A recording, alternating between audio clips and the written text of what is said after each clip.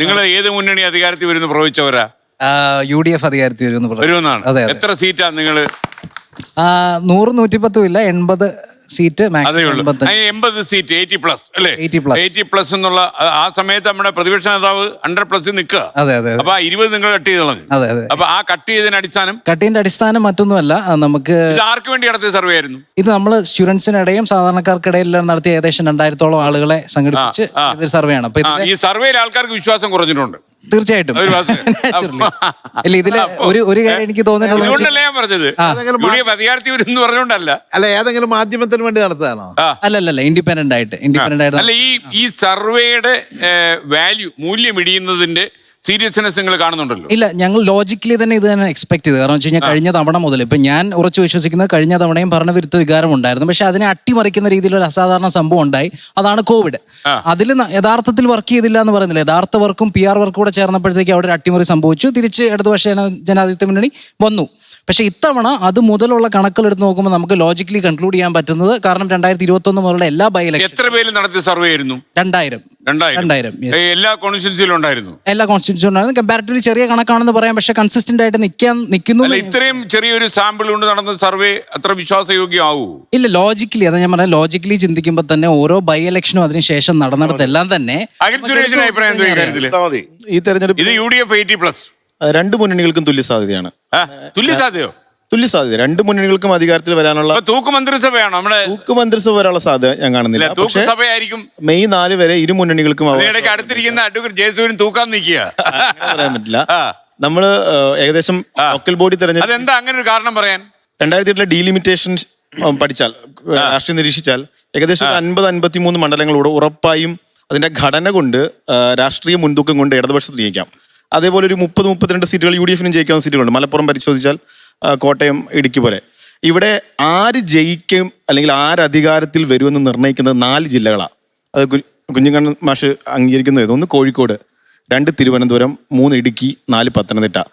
ഈ 4 ജില്ലയിൽ ഏത് മുന്നണിക്കാണോ മുൻതൂക്കം, ബാക്കിയൊക്കെ ഏകദേശം നമുക്ക് ചിത്രങ്ങൾ ഇവിടെ ഇരിക്കുന്നവർക്ക് ഏതൊക്കെ സീറ്റ് ജയിക്കും എന്നൊക്കെ ഉള്ളത് ഏകദേശം ധാരണയുണ്ട്.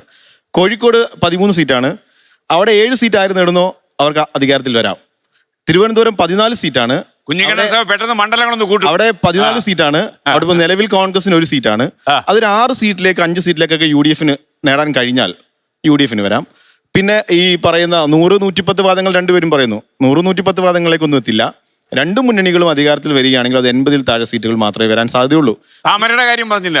സാധ്യതകളുണ്ട്. 1-2 സീറ്റുകൾ നമ്മുടെ സർവേയിൽ 1-2 സീറ്റുകൾ ജയിക്കാൻ സാധ്യതയുണ്ട്.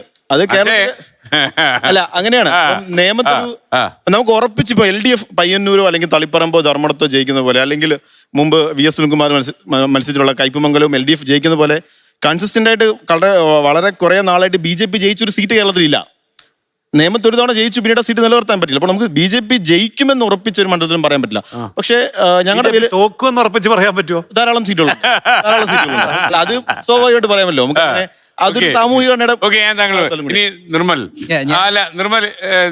തോക്കുന്ന സീറ്റുകൾ പറയണ്ട എന്തായാലും. അതിപ്പോ നമ്മൾ ഈ കാര്യം ജയിക്കുന്ന ആഗ്രഹിച്ചിരിക്കുന്ന ആൾക്കാരെ നിരാശപ്പെടുത്താൻ പാടില്ല. അപ്പോൾ ഞാൻ ചോദിക്കുന്നത്, നിങ്ങൾ ഈ 80+ പറയുന്നതിൽ ഇപ്പൊ UDF അദ്ദേഹത്തിന് ഉറപ്പില്ല, അദ്ദേഹം LDFും UDFും വരാം എന്നുള്ളത് സുഭാഷ് ചന്ദ്രബോസ് സാർ എടുത്ത ഒരു നിലപാട് പോലെ എല്ലാവർക്കും അറിയാവുന്ന കാര്യം. ഞാൻ നമ്മൾ സർവേ ഒന്നും നടത്താൻ തന്നെ ലോജിക്കലി കൺക്ലൂഡ് ചെയ്യുന്ന ഒരു കാര്യം എന്ന് വെച്ച് കഴിഞ്ഞാൽ, ആ 2021 ഇലക്ഷന് ശേഷം തന്നെ നടന്ന എല്ലാ ബൈ ഇലക്ഷനും എടുത്ത് നോക്കി കഴിഞ്ഞു കഴിഞ്ഞാൽ വലിയ രീതിയിലുള്ള മാറ്റം. ഇപ്പം നമ്മൾ പുതുപ്പള്ളി എടുത്തു കഴിഞ്ഞാൽ സിമ്പതി വോട്ടൊക്കെ ഉണ്ട്. തൃക്കാക്കരയിൽ 2 ഇരട്ടി ആക്കി ഭൂരിപക്ഷം കോൺഗ്രസ്.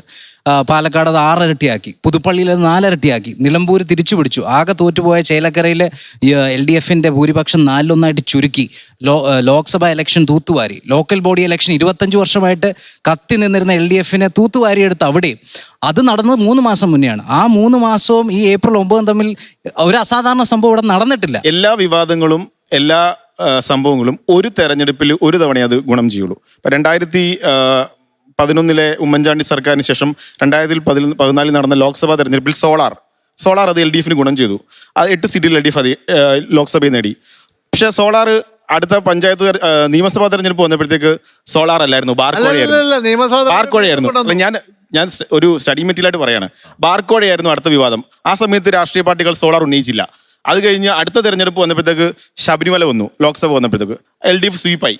UDF സ്വീപ്പായിട്ട് എല്ലാ സീറ്റുകളും ജയിച്ചു. അത് കഴിഞ്ഞ് 2021 വന്നപ്പോൾ കോവിഡും പ്രതിരോധ പ്രവർത്തനങ്ങളുമാണ്, ശബരിമല വന്നില്ല.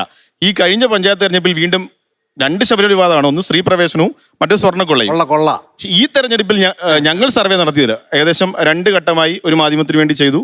ഏകദേശം 50,000-ലധികം ആളുകളെ ആദ്യഘട്ടത്തിൽ 28,432 പേരെ 140 മണ്ഡലങ്ങളിലും, രണ്ടാമത് 30. ഈ 50,000 വലിയൊരു സാമ്പിൾ എടുത്തിട്ട് നിങ്ങൾക്ക് ആരും ഒരു കൃത്യമായി അതുകൊണ്ടാണ് കൃത്യമായി പറഞ്ഞത്. അതെ,